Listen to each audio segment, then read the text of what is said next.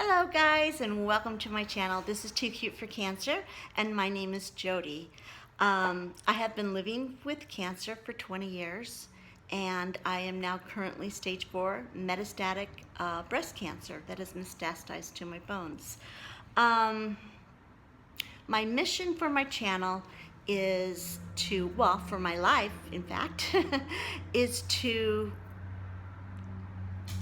share my experiences and hope to help other people with it, but also to help educate and inspire people to be the best that they can be in any circumstance. If you're sick, if you're chronically ill, if you are just struggling in life, I have learned through the last 20 years some tips and tricks that I feel like might be able to help other people, and so that's what I'm here for. So I am sharing everything. I have been completely transparent on my channel. If you like to look back at some other videos and get caught up, you will see me without makeup, you'll see me bald, you'll see me sick and crying. I share everything. So with that said, let's get on to the topic of the day. Now, first, I'm gonna just apologize that I had to film this on my phone today because my computer died. It crashed. It is gone bye-bye. I have worked and worked and worked to try to get it up and going. At first we thought it was just the Wi-Fi, and now we learned it's not just the Wi-Fi, it is the computer. So with my next Google AdSense money, I'm gonna buy a computer so I can keep going without having to hold my hand out in the air with my phone. I have to switch in a minute, by the way. All right, let's just switch before we start the topic of the day. All right, the hell of living with a chronic illness. That is the topic today, and I don't want it to be that this is a bitch fest or we're sitting there, oh, I'm so sick. No, this is just so we can learn to deal maybe in a little different way than we have been in the past. I know for myself, I am right here doing this with you guys. All right. I'm gonna name off some things and see if they feel or you can relate in any way. Strong, independent body, never to be seen again. Wow, that's a hard one for me. I used to skydive and run races and, enjoy life physically. I mean, I had no idea what it felt to be really even sick before. So I went from that body to a body that had had 8 surgeries and counting, and a million rounds of chemotherapy, 3 different trials, and my body is just not the same anymore. Plus there's age on top of that as well. All right, so the second thing is gain or lose weight. Okay, when you're sick, especially as a cancer patient, it's like first you go through chemo and usually you lose a bunch of weight and you're just like, you're sick and you get a little skinny and you're bald and you do the typical cancer patient look. Okay, well then you keep going, if you keep going, which I pray that you don't have to keep going, and they put you on a bunch of different medications for all the different things that chemo did to your body, and now you have to have all these medicines to manage the symptoms or side effects of chemo, and one of those is steroids. Yay, steroids, and then the fact that you're not as active. You're not out there doing as much as you once did. Okay, so then you gain weight. For me, it was 40 pounds. And for me to gain weight after staying thin my entire life, working really hard at it, and having 4 children, birthing 2 of them, and then having 8 miscarriages, and I lost twins when I was 5.5, 6 months. So I gained weight with that. All of that, I went right back down to my 107 state, my true weight. I was so proud of that. And now, 40 pounds jumps on and I'm like, oh baby, bleh. So that's a bummer, right? All right. You look in the mirror and you don't recognize yourself. Now, this one is not just because you are, switching arms again, guys, not just because you are like physically changed, it's because sometimes you're really tired. And it's like you look in the you look in the mirror and you see, like, you see sadness behind those eyes. Maybe you feel like you're just tired, and then maybe you've lost your eyelashes like me. These are all fake. Mine are growing back but slowly. And then eyebrows. And plus, when you don't feel good, you just look at yourself and you just don't say, oh, I'm beautiful. It just doesn't happen, you know? So there's that, right? All right. And then if you've had a mastectomy, you may feel a bit manly. For me, the first time I went in and I had a double mastectomy, and they put expanders in, so I went home and I wasn't flat. You know, they pump you up a little bit to give you a little something something, and then each week you go in and they give you more, a fill, so you expand your muscle and get it ready for the implant. All right, well, I did that and I got my implants, and then I felt like, I mean, they were beautiful, whoa, but they felt like two basketballs sitting on my chest, and they were a little bit too high. You girls that have had this done, you know what I mean. They're a little too looking up at the world, and I'm like, whoa, what are you doing? Go looking down. It's different, just different. It might be better. It might be beautiful. It might be great. Like, yay, I got boobies, but it's different. So there's that. The second time, sorry for wiggling, my arm's tired. The second time, I had to go in and have the implants taken out, and I had to have a tumor removed for the inside of my wall of my chest. All right. Well, I didn't have the implants put back in. I was so frustrated. I was so devastated. I just said, forget it. Just take them out. I do not want these puppies back in. And I went home and I looked in the mirror and I cried. And I remember telling my daughter-in-law, I feel like a monster. It is hideous. I mean, that was my first response when I looked in the mirror and I saw my body. Because it's not just flat, it's concave. It's like two holes dug out of your chest. And then you have tic-tac-toe going across it too with the incision. So that can be very daunting.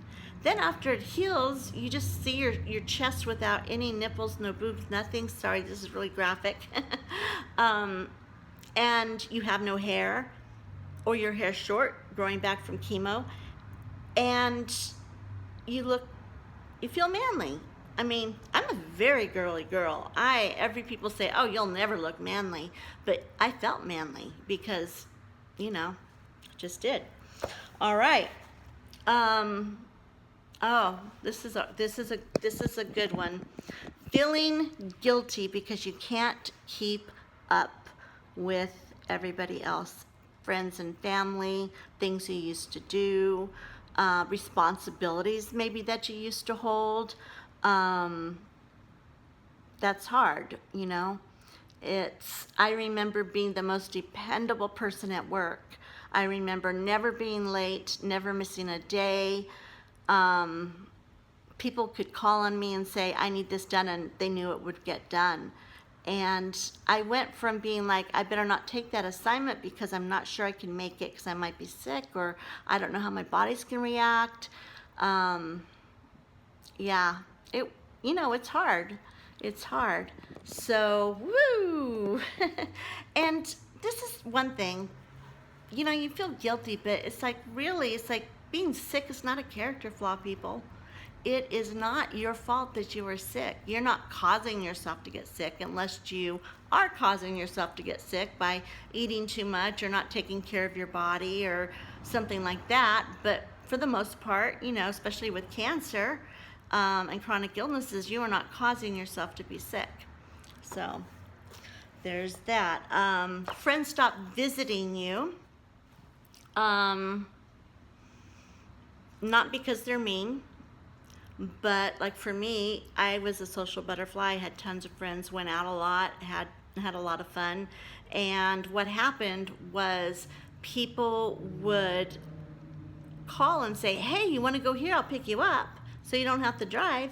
And I'm like, that's good, but I can barely get out of bed to get a shower to make the whole evening. And then I would just say, forget it, I can't go, guys. Or I would go and feel miserable the whole time and go home and then be in bed for 2 days afterwards. There's just, it got hard. So I started saying no to a lot. And then eventually everyone stopped asking. And then sets in the loneliness. And that is the part that really is, I think, the hellish part of, other than everything I just talked about, and a lot more we could add on to, like pain, but the emotional stuff of being left. It's like you feel like you're just left to die and you're just waiting. You're waiting to, you're just waiting to die. You're like, okay, there's nothing happening. I'm not going to get better. So this is going to be my existence for the rest of my life. And it's just hard. So I have some solutions for you guys, or tips or tricks. And I'm going to switch hands once more. I should have tried to find let me see if I can sit back and put you on my knee or something. I don't know. I'm going to take a drink though. Do you guys mind? I'm sorry. As I dribbled all the way down, thank goodness it's just sparkling water. All right. Let's see. All right. I think that'll help. So the first tip is stop comparing yourself to your old body. Stop comparing yourself to the old you. Don't do it. Stop right now. I'm telling you. Stop thinking, wow, I could have done this, or I would have done this, or I was on my way to a great this, or on my, just stop. You know what? It's not even fair to do that. It's like, would you take your friends and take a sick, chronically ill sick one, or a dying one, and take them and put this healthy person right next to them and shame them and say, why aren't you more like her? Get up, come on, what's wrong with you? Would you ever? Come on. No, we would never, ever, ever do that to someone. And if you would, please unsubscribe right now, because that's really mean, and I don't think you need to follow. But I'm serious. Think about it. If you were looking at two different friends, and one healthy and one not, would you ever, be mad at the person that's sick because they didn't perform and act like the one that is not? No, you would not. So you don't do it yourself. All right. Second tip. Start listing your inner qualities. And by that I mean not the physical things that you can do or can't do, the inner qualities. Are you a good friend? Are you a good listener? Those things. And some things that maybe you've forgotten that you're good at. Look them up. Try to do them. I mean, are you good at research? Can you help someone with homework? Can you edit papers for someone? Are you good at decorating? Are you good at showing and teaching and showing just verbally some of your skills that you can't do physically yourself? Just an idea. All right. Focus on what you can do, not what you can't do. And I say this all the time, and you guys know this. Oops, sorry, I almost dropped you. It's like, write a list if you have to, and put everything down that you can do. If you can maybe not run a marathon anymore, but you can take a walk in the beautiful, rose garden outside and enjoy that, or you can walk with your grandchildren, or you can't walk at all anymore, but you can still enjoy, watching a good movie, or maybe watching sports and cheering someone else on. There's always something. So actually physically write a list. Stop your mind. When you do something on paper and you start writing it out, it it it does something to your mentality. It puts this stop from like going off in rabbit trails of sadness, and it makes you focus, and you see it on paper, and it becomes more real, and the habit of complaining about it and feeling bad about it will be replaced with the habit of the I cans instead of the I can't, because it's all about a mental habit. You have to make a habit of not dwelling on things, not thinking of negative, not, you know, not the I can'ts. You have to constantly replace it with the I cans. And that's all I'm going to say about that one. Now, this is the most important thing that I'm going to tell you guys for the whole video. And let's just make sure I'm covered up there. Whoopsie. We don't want to get edited and taken off.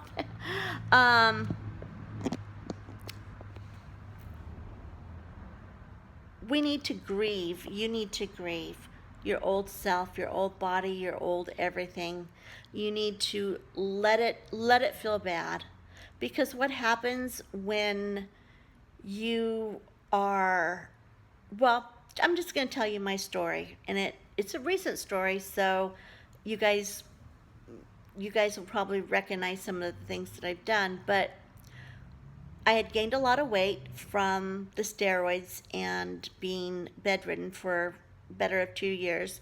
And I was really down on myself about it. And I was trying to diet. I was trying to do different things. I tried to get myself up and going on it. But all I had in my head was, why did you let this get so far? Why did you allow yourself to get fat? Why did you? And all of it was negative. It was awful. So then I took my own advice. I looked at an old video that I did a long time ago, and it was about being kind to yourself and forgiving yourself for the things that you feel like you can't do and you've held against yourself. And even though you shouldn't need forgiveness for those things, you really do need to let it go. So I started really praying about it, and I started saying, God, you know what? It is not my fault that I'm sick. It is not my fault that I was given a million different, medications that cause weight gain. It wasn't my fault that I was in bed for 2 years, the better part of 2 years. It is not my fault that all of this has happened. And you know what? It is not my fault that I gained that weight. And it is hard to lose weight in any time, any frame, but it's very hard to lose weight when you have thyroid issues, you have diabetes, you take insulin, and you have stage 4 cancer. It just is. So I let it go. I let myself feel the hurt and the awfulness of it all.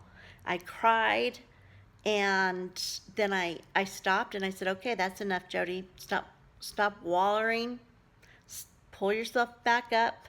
Look towards heaven, look towards God, and see what He wants you to do next.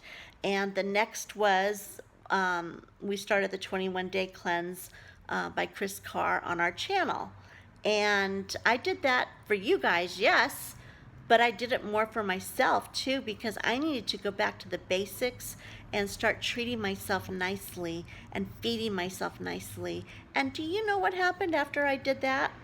I started losing weight. It's like, and I'm eating, and I'm in control of my eating. I'm not wanting, vegan ice cream every night.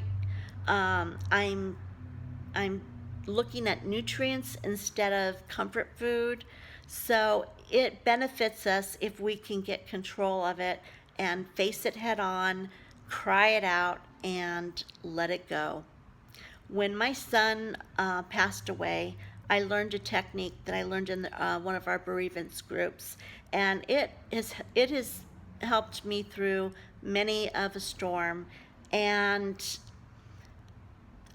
everyone would say, I can't cry because if I start crying about it, I will absolutely just let go. I'll never stop, you know. And the suggestion was, okay, set a time, apart a time when you can, when there's nobody around or it's a good time. Set a timer for 20 minutes, 30 minutes, whatever, not that long, and get your son's pictures out, his clothes, whatever it is, and allow yourself to go there. Just allow yourself to just feel the grief and hurt and pain. And I did that every Wednesday night when my husband would take the kids to Awana's, and my baby girl would go down early, and I would sit with his pictures and I would just bawl and cry. And then the alarm went off. I'd set the microwave would go off, and I put everything back in the box, and I went and I finished the things that I need to get done. And you know what? It helped a lot, because then in my daily stuff, I wasn't snapping at the kids as much, and I was still grieving, but I was grieving in a way that it didn't keep me in bed a zombie and not able to take care of my family. So I'm passing that all along to you. So grieve the old you, cry it out, set a timer, set it aside. When you feel those feelings coming back up again, I'm feeling worthless, I'm not any good, I can't do this, whatever. Cry it out, pray it out. And if you can't see yourself in a good light, see yourself how God sees you. He loves you guys so much. He loves all of us so much. And He made us. So He knows every single thing about us. And He knows when we're suffering, and He hurts. It's like a child, or, you know, when you have your child sick, you would rather take their place, right? Well, that's the same thing with God. And He doesn't want to see you go through that. So you can turn to Him, and if you can't see yourself with loving eyes, see yourself the way God sees you, with loving eyes. Okay? That is it for today. I went 2 minutes over. I apologize. But that is it for today. Now, if you are not following me in my journey and you would like to, go ahead and hit the subscribe button. That would help me out a great deal. For those who have been following me for all this time, thank you so much for watching. From watching the ads, that has made such a difference. It's made me be able not to work as many hours interpreting and more hours, you know, working on the channel and stuff for you guys. So it's a simple thing, but it helps influencers big time if you watch their videos all the way through and watch the ads that come up. And I know they're a pain, so I know it's a sacrifice that you guys are making, but that's how I get paid. If you guys don't watch ads, I don't get paid. So, and this is now my full-time job. So I appreciate it so much. All right, you guys, I'm going to sign off, and I will see you on Sunday at Too Cute for Cancer.